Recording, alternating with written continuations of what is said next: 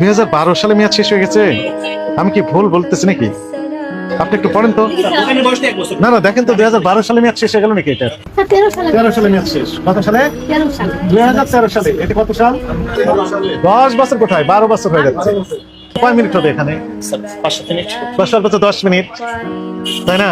আমরা কত প্যাকেট মেয়াদোত্তীর্ণ ওষুধ বের করলাম এটা আমরা একটু দেখেন আপনার সম্মুখে। দেখি 1 2 3 4 5 6 7 8 9 10 11 12 13 14 15 16 17 18 19 20 21 22 23 24 25 26 27 28 29 30 31 32 33 34 35 36 37 38 39 40 41 42 43 44 45 46 47 48 49 50 51 52 53 প্যাকেট আর একটা 54 প্যাকেট ওষুধ পাওয়া গেল 10 মিনিটের মধ্যে। একই সাথে খাবারের আইটেম দেখেন 1 2 3 4 5 6 7 8 9 10 11 12 13 14 15 16 প্যাকেট বা বক্স খাবার মেয়াদ উত্তীর্ণ হয়েছে।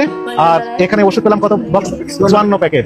2013 সালে মেয়াদ শেষ হলো, আজকে 2025 সালে প্রত্যেকটা মেয়াদ উত্তীর্ণ ওষুধের জন্য আলাদাভাবে 50,000 অর্থদণ্ড অথবা 1 বছর কারাদণ্ড অথবা অভিদণ্ড হতে পারে। তাহলে 54 প্যাকেট আর এখানে 16 দুটো যোগ করলে কত হচ্ছে?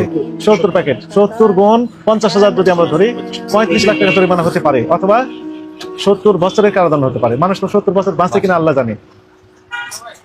তার মানে ওনার যদি জেল হয়, কারাদণ্ড হয়, তাহলে ওই কারাগারেই মৃত্যুবরণ করতে হবে।